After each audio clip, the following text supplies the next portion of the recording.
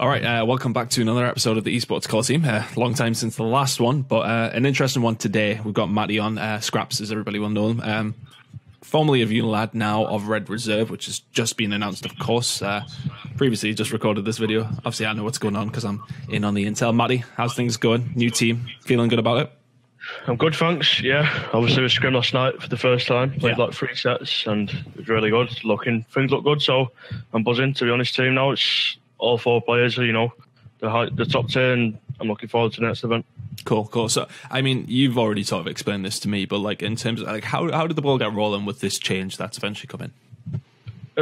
There was obviously I was in talks with obviously Ben and that before Birmingham to do a splice. Okay, and then obviously they come second at Birmingham, so I knew that wasn't going to happen. So going into Seattle, obviously we picked up Alex. My mind was clear and just went into the event with just focusing on me and my team, and then the event was done. Splice come top 20.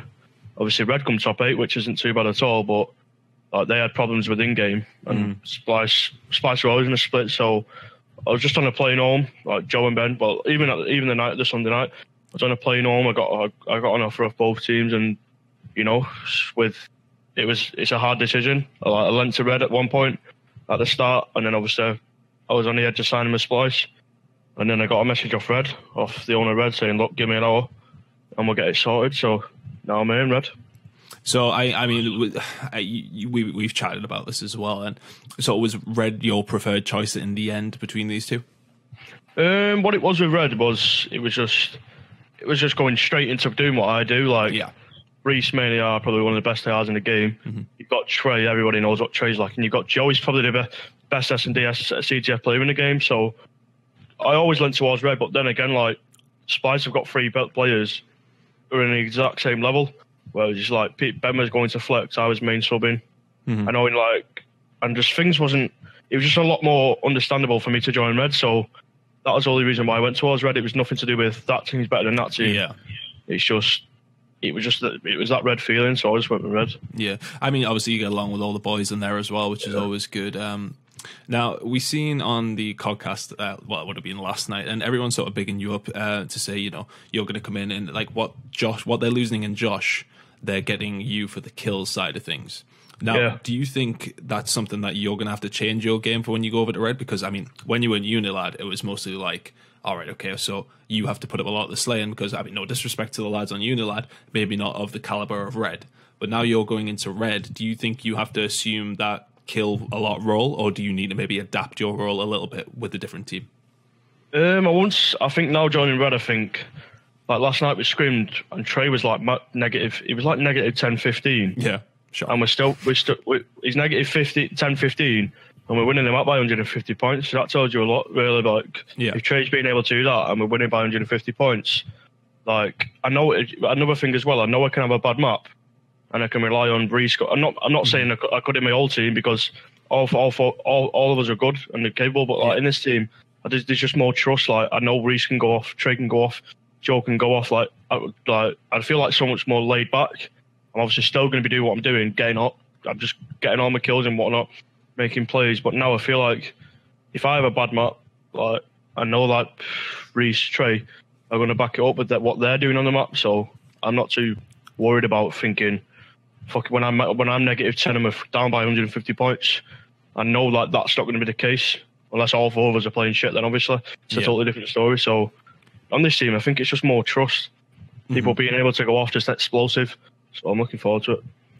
So with this team, I mean, the aim has to be winning an event. I mean, I suppose you've not really necessarily been in the position to win big international events in the team you've been in. So, I mean, is that coming into that? Do you feel a certain level of pressure now that you're coming in? It's a different scenario. I'd say like it's not even pressure. I just feel like so good about.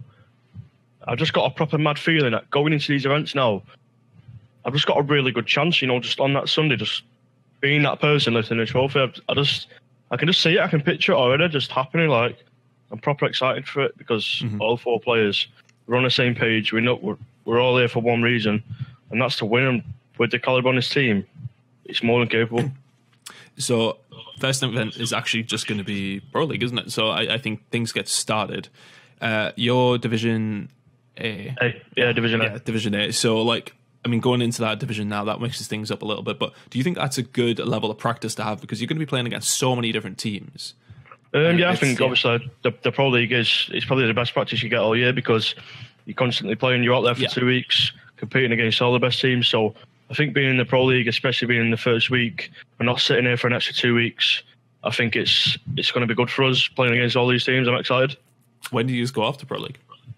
Our group starts on the 15th, so I'm assuming we leave on like the 13th, which is a Sunday. Yeah. Okay, so not long. So you got a little bit online scrimming to do, but then as soon as you go over to America, that's that better practice in the Pro League, better scrims that you can get as well. So it's a really good start, I suppose, for yourselves and that team. So I mean, obviously the objective is going to be to win an event. I mean, the objective is to win them all, but like obviously, I mean, where would you set the standard for yourselves? Do you think you've got to go in and win an event, or got to place like a top 2? I mean, Reese will be kicking off when he watches this. He's like, no, we got to win all the events. If he doesn't say we're winning all the events, he'll be pissed off. But like, what's the expectations? That is the plan. Like I said, with obviously the way I've been performing, this is my best year yet since Black Ops 3. So the way I've been playing, you've got Reese, the best guy in the game. You could argue Trey's probably one of the best flex players, probably one of the best players in the game.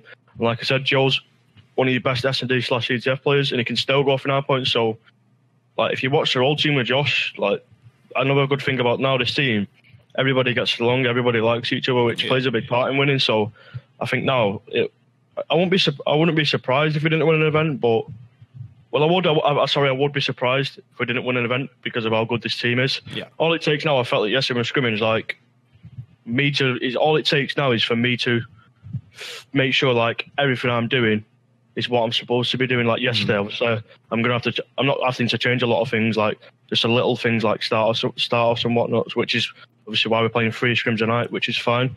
So we wouldn't be pissed off. I think like now going to events with this team, like everyone's looking at this team now and not like thinking they're going to be contending, which is a fact. So I'm excited for it. Cool. So, I mean, it was discussed on the podcast last night, something else as well I just want to keep touching on, is people were like, some of the guys in there, Merc, etc., were saying they don't really know why Josh got dropped and Joe didn't. They were sort of looking at the stats of Joe. I mean, from your point of view, obviously you've only done a few scrims together, but what do you think Joe brings to the team, moving away from the conversation to you? Like, what do you think he brings specifically? What is he so good at that he's stayed in that red team over Josh? I think with keeping Josh in the team, he brings something that me and Trey don't. Yeah. Which is we and Trey need really, like keep Joe on the team. Yeah, it's not enabling, but he'll do stuff that we don't need to do. Like it takes things off our shoulders to be able to do what we need to do. And then then what me and Trey do then helps Reese. So it's all helping each other. It all works out. Like him and Josh are similar players, so Joe, it was always understandable. Like I think Joe's probably the best player at what he does, being a nuisance and whatnot. So yeah, it's understandable why he got dropped. It's nothing to do with how good Joe was, how good Josh was.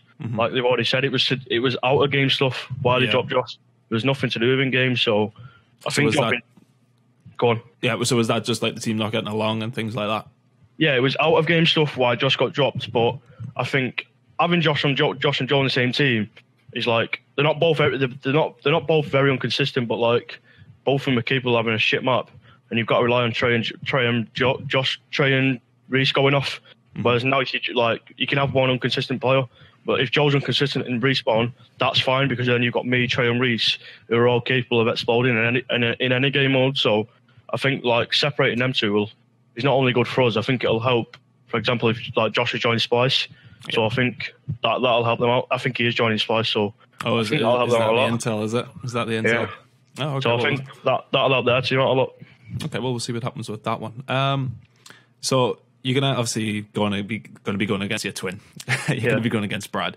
What's your thoughts on that? Because we've seen the trash talk. I mean, like when you left, did you have a chat with your brother? Because I know, like obviously we see the online persona where you are constantly at each other, that sort of thing. Yeah. But did you just have like a chat about you leaving and stuff like that? Yeah, obviously, it was always said, like, when we picked him up on Fnatic, when he first come into the scene, like, his first ever org was Fnatic, and, like, such a good team like ours. Yeah. He's like, we've always said to each other, he was our best player last year by a mile, like. Yeah, he's good. Like, he still is unreal, like, obviously, he's not getting the credit he was last year because I've been playing so good, which is fine, like, he's still been doing his part all year, but I think now, like, it'll benefit him in a way because... Say, for example, when we always used to argue about in-game stuff, it'd fly out of one and go in and just fly out the other. That's how it always used to be. Whereas now I'm not in the team, like it's sort of like that comfort zone's not there, and he's got like three random people, but his twin brother's not there to like get involved and say, look, listen, blah blah blah blah. He's now like he's got to deal with what Sean, Alex, and Zach, which is fine. He's just it's going to be a lot more serious than what it was with me around him. So a bit more intel drop there, possibly Zed going into that Unilad team, which has been a rumor anyway. I think that's a pretty good pickup for them. Would you agree? Yeah, of course, because obviously Sean wants to flex. My brother's main AR. They need somebody who's going to do similar to what I do, which is just run about with the submachine gun and put numbers up. So I think it is a good replacement. Obviously, the thing with Tom, I think I said it already. If I stayed in that Unilad team, I would have picked Tom up 100%, but I got offer off Red Horse by, so it was never going to be the case. But the only reason why they didn't go with Tom was, I would say this is nothing to do with me, but the only reason why I didn't go with him, at first, Sean didn't want to play with him. It was only Sean. Right, okay. And everybody else wanted to. Well, Sean changed his mind. Sean wanted to play with him, which is fine. And then, obviously, Sean was in a call with him, talking to him, blah, blah, blah, blah. And then he went and messaged Red, saying, obviously, trying to get him Red. And my brother and Sean that found out and said, basically, they seen it as like, he was their second option. Do you know what I mean? Yeah. So they thought, fuck this, and gone and got Zach. At the same time, can you blame Tom for that, I suppose? It's like one of those things where he's like, well... Of course not, but at the same time, he knew, at the same time, he would have sort of knew that he wasn't getting him Red. Yeah. Yeah. But, like, I still don't get why you shouldn't pick him up, because like, he will benefit my brother and Alex very well. So you've got to sometimes put the emotional side of things out of it. In that case, of course, I would say 100%. I would, like I said, I would 100% picked him up to really get great play out as an in-game leader like that. Yeah. That'll be perfect for my brother. Now they need somebody. They don't need somebody like that, but it'll make things a lot easier for example, my brother and Alex. So I definitely would have picked him up. Okay, well, we'll see where Tom ends up in the grand scheme of things. I mean, it's looking like it's not going to be a Pro League team, unfortunately for him. I think he's played well in that Splice squad. I mean, why do you think he was the one that got dropped in that one? Do you think it's just a case of, again, it's personal stuff, outside of game stuff? Like people said, he was one of their best players, so I'll just tell you, like, they just didn't get, it's outside of game stuff. Again, it's nothing to do with in-game stuff. Yeah. Like, it's weird, like, they couldn't all chill together outside the game, like, it was weird. Only when they did well at Birmingham, they could all chill, go and get food and whatnot. But even then, it was like, Tom always like chilling, for example, with Copley and that. Yeah. He's never really around his team that much. So it was outside the game and stuff. I know Ben didn't really like playing with him, which is obviously just personal stuff. It's some people don't get along with playing each other, which is, it's not a problem. It's part of the game. So it's just outside the game stuff why they dropped Tom. It's a shame because I think I looked at that Splice team on paper at the beginning of the year. And I was always like, wow, I mean, these boys could really do it. And Dallas, they get second, and you would have thought they would have rolled from that. But it's a shame. I think what people said on the podcast last night about, teams not being friends with everybody else, it can be sometimes an issue. And I agree with that. Not in a bad way, but it's just like you want to. Yeah, my bad. I thought it cut out, my bad. What was that?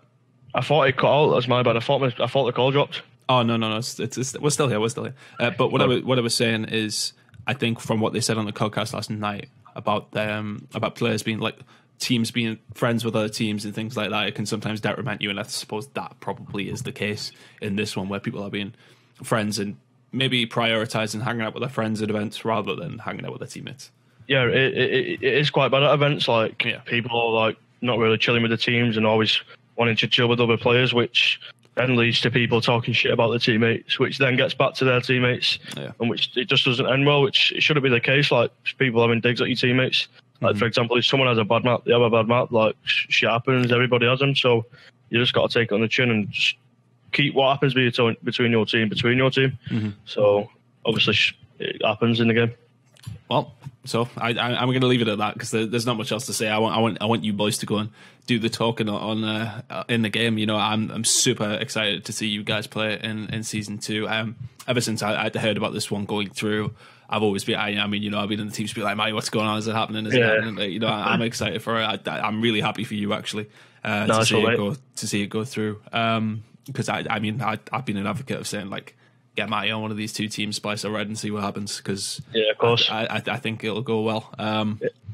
Really excited to see what happens. Is there anything you want to say to the Red fans and the Unilad fans, maybe just to say like how things have gone and what obviously just obviously it's been like obviously not said anything about it yet, but Unilad's by far the best organisation I've represented. Obviously Kurt, the owners, Liam, John, all top guys. Like I've never met people like them for especially for the situation they're all in and just how wealthy the people are. They're just so down to earth and caring, which is I've always been thankful for. And also the teammates, Sean, my brother.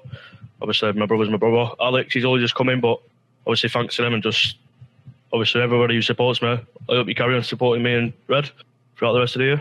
Yeah, and you're always streaming as well, so we'll all get in there. You need to get that sub button sorted though, so we're gonna get subs to you. Red are sorting out, so yeah, that'll be all sorted too. Awesome. Well, thank you very much, Matty, and good luck to yourself. Good luck to Red. I can't wait for the rest of the season and see what you do. Nice one. Cheers. Thanks, man.